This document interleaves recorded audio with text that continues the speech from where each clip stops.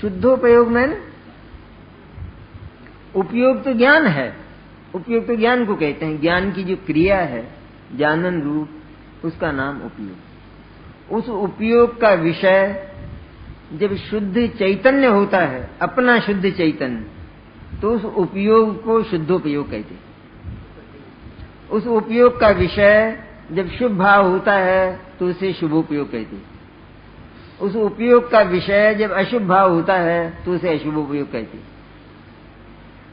तो इस वीतरागता की वास्तविक साधन शुद्धोपयोग है, क्योंकि शुद्धोपयोग में ही आनंद की अनुभूति होती है। आनंद की अनुभूति और सुख की ये अंशों का प्रकट होना, ये दोनों थोड़े फर्क वाली बातें हैं। शुद्धोपयोग में शुद्ध चैतन्य को जाना, बस ज्ञान का काम तो इतना ही है, जाना। और फिर हम कहते हैं, आगम भी कहता है कि उस शुद्धोपयोग में, स्वसंवेदन में, उस समाधि काल में, उस निर्विकल्प समाधि में आनंद का वेदन होता है, प्रचुर अतीन्द्रिय आनंद का। तो वो जो शुद्धोपयोग ज्ञान की पर्याय है, ये जो आनंद है, ये सचमुच वो शुद्धोपयोग नहीं, पर ये जो आनंद है वो उसका फल है कि जो सारे गुणों का, अर्थात सारे गुणों की निर्मल पर्यायों का जो निचोड़ है, उसको आनंद कहते हैं। और सुख अलग बात है। तो आनंद तो उस शुद्धात्मा के वेदन की ओर से है कि जब जब वो शुद्धात्मा का वेदन करता है तभी तभी उसे आनंद होता है। लेकिन जो सुख नाम की चीज है, गुण है ना सुख, तो सुख का जो निर्मल परिणाम हुआ, वो सुख उस शुद्धोपयोग के समय बढ़े ही बढ़े, ये आवश्यक नहीं। आनंद का वेदन तो होता है क्योंकि उसका विषय वो है ना, इसलिए विषय के अनुसार आनंद तो वेदन में आता है। लेकिन जैसे चतुर्थ गुणस्थान वाला सम्यक दृष्टि, यहीं से शुरू हो जाता है आनंद का वेदन, क्योंकि वहां आत्मा के अस्तित्व का दृढ़ता से परिचय होता है और एक बार उस शुद्धात्मा की अनुभूति ज्ञान में होती। तो उस समय आनंद तो उसे सिद्धों की जाति का ही होता है। लेकिन और इसी तरह जो मुनिराज हैं वो तो बार बार शुद्धोपयोग में जाते हैं, लेकिन मुनिराज के पास सुख अधिक है, शांति अधिक है। वो आहार करते समय भी शांति और सुख अधिक है, और इसको वो आत्मा का अनुभव करते समय भी राग के कारण दुख अधिक है। लेकिन वेदन में आनंद है, दुख का वेदन नहीं है ना। थोड़ी बात समझने की, वेदन में आनंद इसलिए है क्योंकि उसका जो विषय है चैतन्य, वो सुखमय, शांतिमय, आनंदमय वस्तु है। इसलिए ज्ञान का जो विषय होता है तो वेदन वही होता है। इसलिए वेदन तो अतीन्द्रिय आनंद ही कहलाता है, लेकिन जो सुख की वृद्धि है, शांति की वृद्धि है, वो वीतराग भाव के बढ़ने से होती है। और उसका जो साधन है वो भी शुद्धोपयोग कहा जाता है कि जितना जीव शुद्धोपयोग में रहता है तो उतनी ही उसकी स्थिरता और लीनता बढ़ती है और उतना ही सुख बढ़ता है। इसलिए सुख वो लीनता के परिमाण में होता है, वेदन के परिमाण में, आत्मा के वेदन के परिमाण में नहीं होता।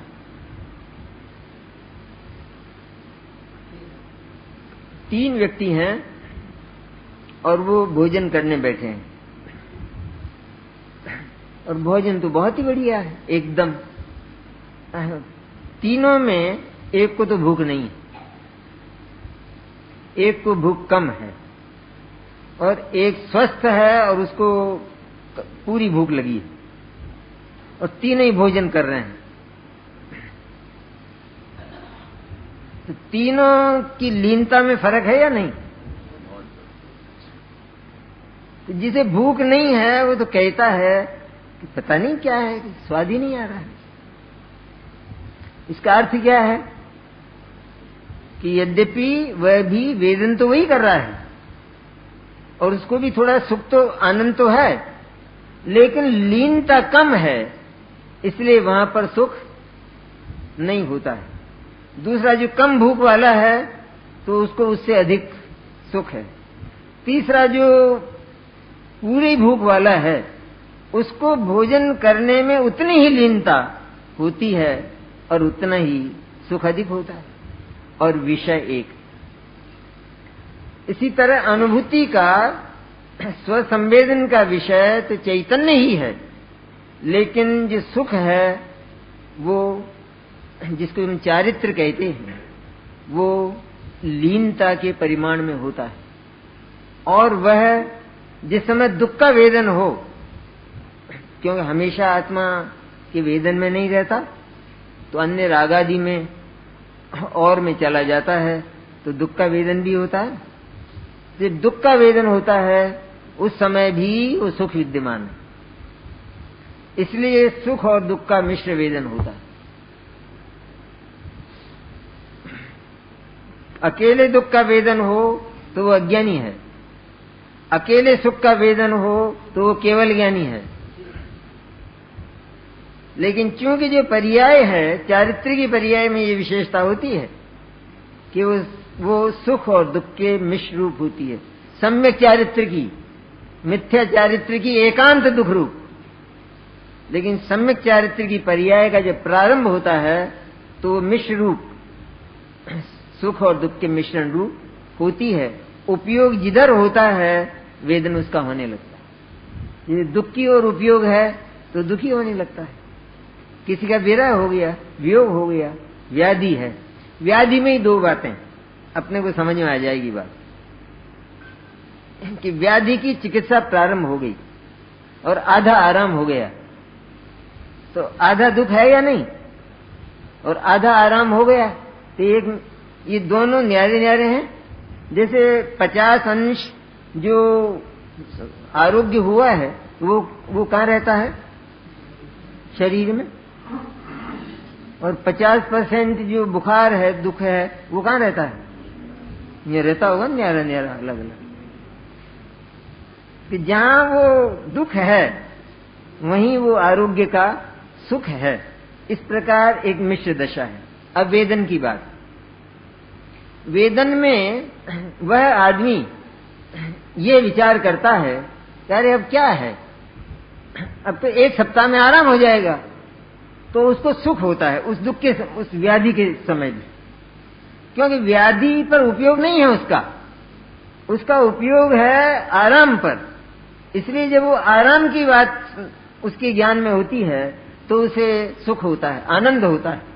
और उधर जब कभी उस व्याधि का चिंतन करता है कि अरे अभी तो 1 सप्ताह और पड़ा रहना पड़ेगा, कितना नुकसान हो गया, कितना बर्बाद हो गया, इत्यादि इत्यादि, तो उसे दुख होता है।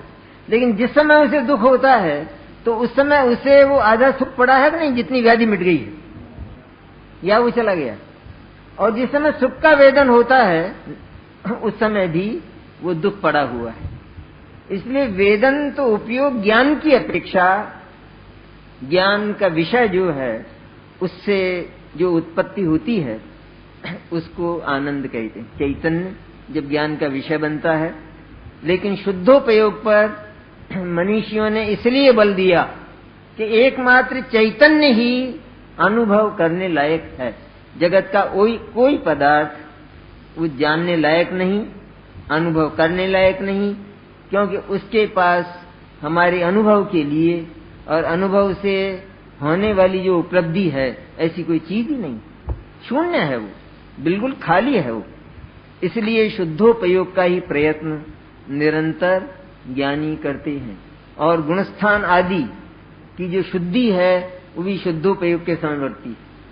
ये चौथे से 5वां गुणस्थान होता है तो उसमें क्या होता है, और ये बंटवारा क्यों किया है इस तरह का, क्योंकि अगर ये ना करते तो हमारी समझ में नहीं आती बात कि अब थोड़ा बढ़ गया, अब थोड़ा सुख बढ़ गया, थोड़ा क्या मतलब, कितना, थोड़ा बढ़ गया और क्या है, फिर थोड़े समय के बाद थोड़ा और बढ़ गया, तो मैंने कुछ समझ में नहीं आता।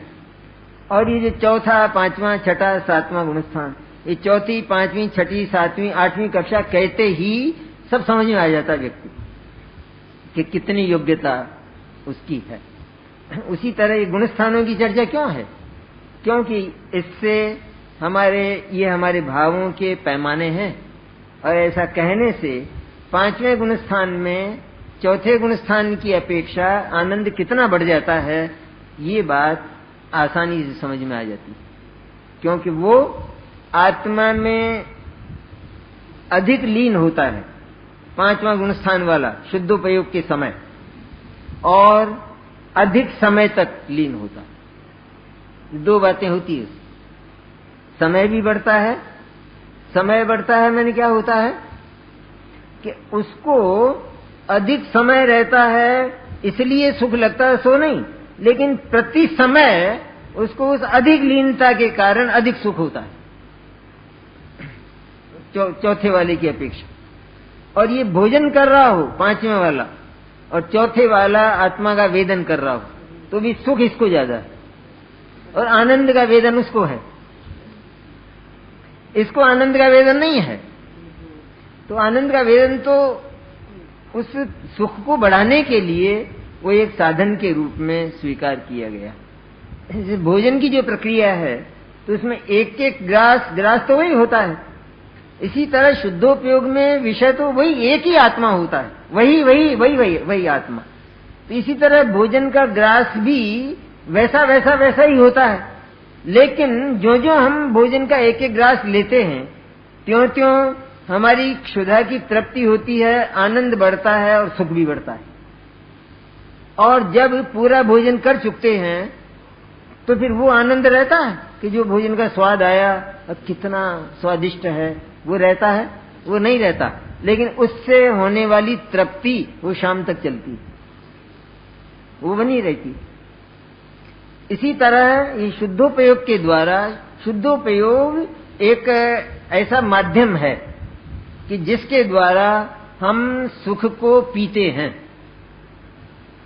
जैसे हमारा मुंह एक माध्यम है कि जिसमें भोजन ग्रहण करके हम भीतर उदर तक पहुंचाते हैं। मुंह में भूख नहीं है, लेकिन मुंह एक ऐसा माध्यम है। इसी प्रकार शुद्धोपयोग एक ऐसा माध्यम है कि जहां जाकर उस चैतन्य के वेदन में स्थिरता को पुरुषार्थ पूर्वक बढ़ाता है, लीनता बढ़ाता है, और उससे सुख बढ़ता है। तो सुख नाम का तो गुण है, और आनंद एक वेदन की, उस सर्व गुणन को सुख है अनुभव रस के माय, यातें अनुभव सारिखो और दूसरो नाय।